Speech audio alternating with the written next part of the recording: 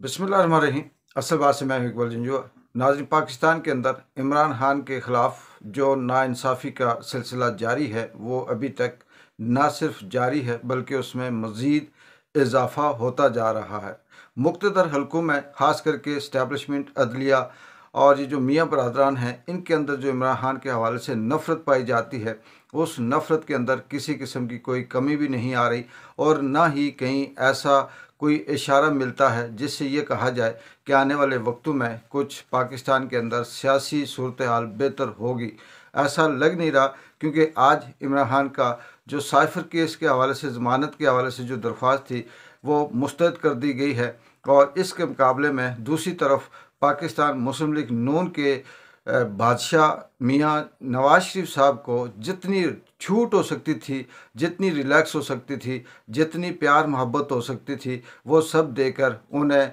बरी किया जा रहा है। और आए रोज़, वक्त बल्कि रोज़ नहीं, मैं ये कहूँगा कि लम्हा ब लम्हा मियाँ के लिए पाकिस्तान के अंदर उसे खुश आमदीद के साथ साथ उनकी जितनी चापलूसी हो सकती है वो की जा रही है।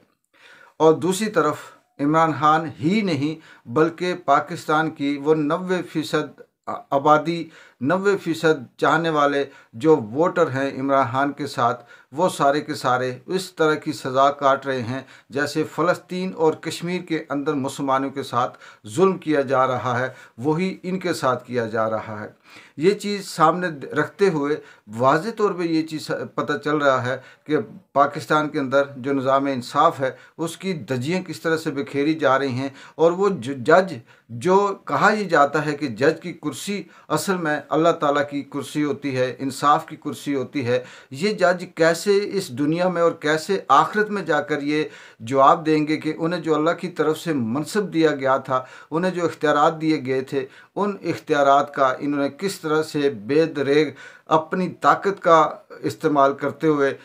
पाकिस्तान के अंदर सिर्फ और सिर्फ झूठ, फ्रॉड, दो नंबरी, करप्शन और बदउनवानी में सारा इख्तियार इस्तेमाल करके मियाँ नवाज शरीफ को सब कुछ क्लीन चिट देकर रख दी है।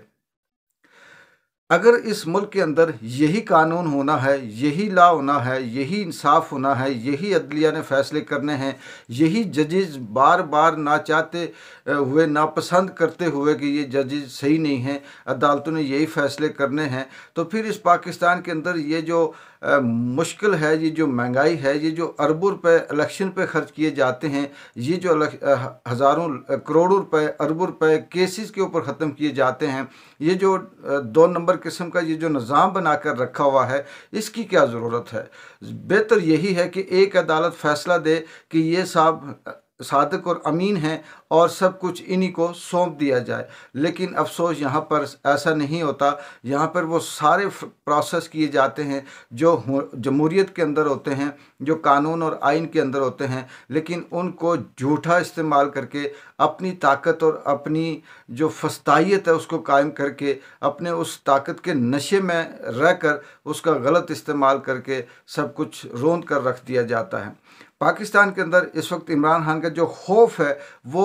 किस तरह से अदलिया के ऊपर तारी है, किस तरह से मियाँ के ऊपर तारी है, किस तरह से पाकिस्तान में 3 दफ़ा वज़ीर-ए-आज़म बनने वाले और 40 साल से पाकिस्तान के अंदर हुकूमत करने वाली जमात मुस्लिम लीग नून के बच्चे बच्चे पे और इनके करप्ट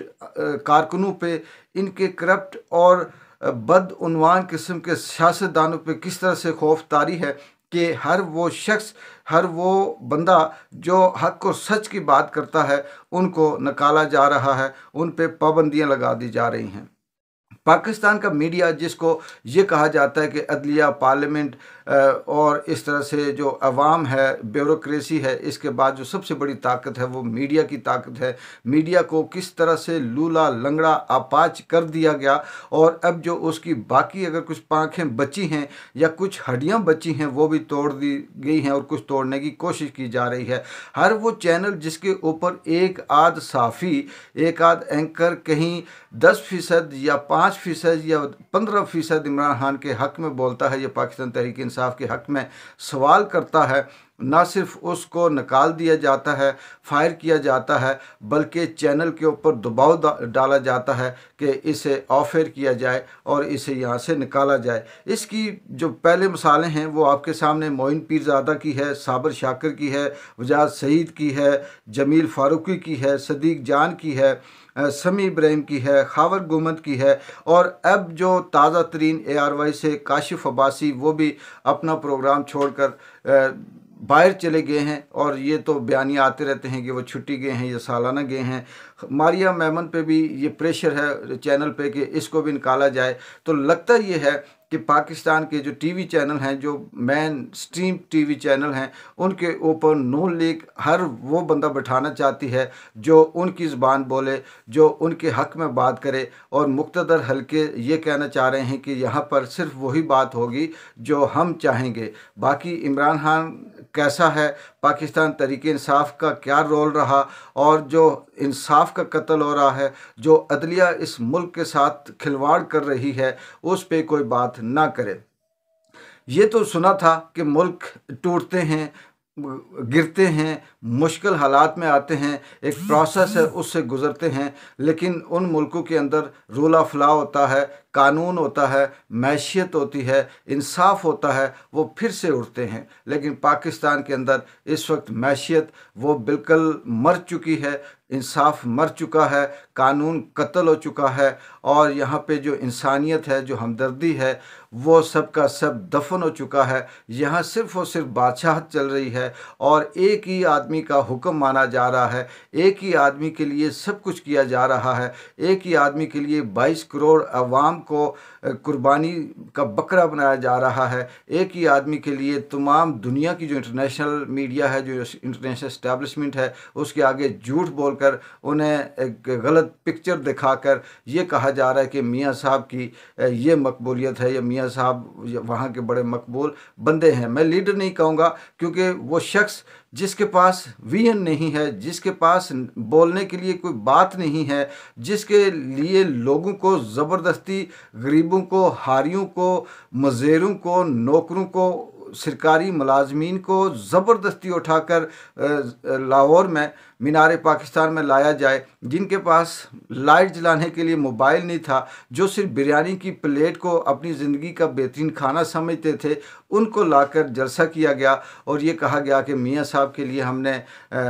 यहाँ पे ग्राउंड भर दिया। ऐसे लोग किस तरह से इस मुल्क को चला सकते हैं? ऐसी क़यादत किस तरह से इस अवाम के लिए बेहतर हो सकती है? ऐसी क़यादत किस तरह से इस मुल्क की मैशियत को बेहतर कर सकती है? हाँ, ये चोर डाकू कुछ दिनों के लिए अपना पैसा निकाल कर किसी ख़जाने में, बैंक में रख देंगे, वहाँ से थोड़ा सा डॉलर नीचे आएगा, लेकिन ये एक्सरसाइज ज़्यादा अरसा नहीं चलती। दूसरी तरफ पाकिस्तान के यही मियाँ साहब जब से आए हैं, मुल्क के अंदर जो रही सही कसर इंसाफ की थी, अदालत की थी और बाकी जो मुक़्तदर हल्कों की थी, वो अब बिल्कुल ख़त्म हो गई है। और इंडिया ने भी रात को सियालकोट सेक्टर पे फायरिंग करके जिस तरह से दरअंदाजी की है, जिस तरह से कोई इशारा दिया है, वो भी आपके सामने है। लेकिन अफसोस इस बात का है कि पाकिस्तान के वो लोग जो ताकत रखते हैं, जो इख्तियार रखते हैं, जो फ़ैसला साज लोग हैं, जिनके कहने से मुल्क के अंदर बेहतरी आ सकती है, जिनके कहने से अवाम और गरीबों के लिए कुछ दो वक्त की रोटी मुयस्सर हो सकती है, जिनके कहने से पाकिस्तान तहरीक इंसाफ की हज़ारों ख़वातीन जो बंद हैं उनको रिहाई मिल सकती है, जिनके कहने से इमरान खान को इंसाफ मिल सकता है, जिनके कहने से पाकिस्तान के 40,000 से ज़ायद पाकिस्तान तहरीक इंसाफ के कारकुन, वर्कर, चाहे उनका ताल्लुक सोशल मीडिया से हो या किसी से भी हो, उनको मिल सकता है, जिनके कहने से इमरान रियाज जैसे साफ़ी के साथ होने वाले जुल्म का इंसाफ हो सकता है, अरशद शरीफ जैसे क्रेडिबल साफ़ी की कातलों को सज़ा हो सकती है, वो अगर खामोश हैं तो इस मुल्क में फिर आम आदमी कैसे इंसाफ लेगा, आम आदमी कैसे बात करेगा, ये मुल्क कैसे चलेगा? हाँ, जिस तरह से लोग इस वक्त दाइयाँ दे रहे हैं, मरने को तरजीह देते हैं, ख़ुदकुशी को तरजीह देते हैं, उस मुल्क के अंदर फिर चंद सौ लोग ये आशियाँ करेंगे। लेकिन ये मेरी मेरी प्रिडिक्शन है, मुझे ये लगता है कि तारीख़ अपना आप भी दोहराती है। कुदरत का निज़ाम भी कभी ना कभी वो अपने इंसाफ पे जब आता है बदला लेता है। इस मियाँ बरादरान के साथ और पाकिस्तान मुस्लिम लीग नून के साथ शायद वो सलूक आने वाले वक्त में जो तारीख़ में किसी के साथ ना हुआ हो। इन्हें कोई दूसरा फांसी नहीं देगा, इनके साथ कुदरत इंतकाम लेगी। और वो तमाम लोग जो इनके सहूलतकार बने हुए हैं, जो इनके लिए रास्ते हमवार करते हैं, जो इनके लिए कहते हैं कि सब कुछ हम बिछाने के लिए तैयार हैं, उनके लिए भी अल्लाह की लाठी बेआवाज़ है। चाहे वो किस तरह से भी उस लाठी के नीचे आए, वो आएंगे और इस मुल्क का इंसाफ होता हुआ कुदरत की तरफ से ये गरीब आवाम देखेगी। लेकिन बदकिस्मती ये है कि पता नहीं वो कब देखेगी और कुदरत कब जागेगी। देखते हैं आने वाले दिनों में नए स्क्रिप्ट में किस तरह से एंट्री होती है और मज़ीद इमरान खान के साथ क्या क्या नाइंसाफ़ियाँ होती हैं। सुप्रीम कोर्ट अब आने वाले वक्त में क्या फ़ैसला करती है, बाकी जो कुछ अगर रह गया है तो वो किस तरह से बदलता है। क्या ये निज़ाम इसी तरह से चलता रहेगा या इस स्क्रिप्ट के अंदर कोई पॉजिटिव रोल भी आएगा, कोई ऐसा एक्टर भी आएगा जो आकर इसकी जो सारी किस्तें हैं वो तब्दील कर दे और बेहतरी की तरफ ले आए, या फिर ये इसी तरह से जुल्म ज़्यादती और जबर वाला हिटलर वाला स्क्रिप्ट चलता रहेगा। क्या होगा इस मुल्क के साथ आने वाले वक्त में, देखते हैं। इकबाल जिंजो की इजाज़त दें। अल्लाह हाफिज़।